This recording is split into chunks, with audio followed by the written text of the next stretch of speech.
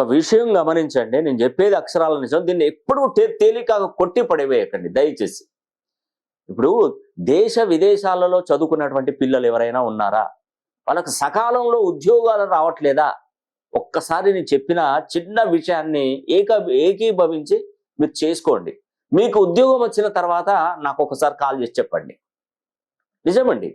మీరు దేశ విదేశాలలో ఉన్నటువంటి వారు ఎవరైనా కూడా వాళ్ళకు ఉద్యోగ ప్రాప్తి కానీ, వివాహ ప్రాప్తి కానీ, చదువు కానీ, ఆరోగ్యంలో ఎలాంటి ఇబ్బందులు కలగకుండా ఉండాలంటే ఫస్ట్ మీరు తీసుకోవాల్సినటువంటి పర్మిషన్ శని భగవానుని పర్మిషన్ తీసుకోవాలి మీరు దేశ విదేశాలలో ఉంటాయి. ఎందుకంటే శని, నువ్వు ఇండియాలోనే పుట్టావు, ఇండియాలోనే పెరిగావు, ఇండియాలోనే చదువుకున్నావు, నువ్వు విదేశాలకు వెళ్ళాల్సిన ఆవశ్యకత నీకేముంది? ఇండియాలో ఇన్ని వనరులు నుండి నువ్వు అక్కడికి ఎందుకు వెళ్తున్నావు? నీకు నేను ఉద్యోగం ఇవ్వను, నీ డబ్బులు నిల్వనివ్వను, నేను తిరిగి వెనక్కి రప్పిస్తాను, నీకు ఇల్లు లేకుండా అంటే ఇవన్నీ కూడా ఏది మనకు సహకరించాడు. అదే మనం శనిని కొంచెం కాబట్టి శనిని ప్రసన్నం చేసుకొని మనం ఎక్స్క్యూజ్ చేసుకోగలిగితే మాత్రం అసలు మీ వైపు చూడడు ఇంకా.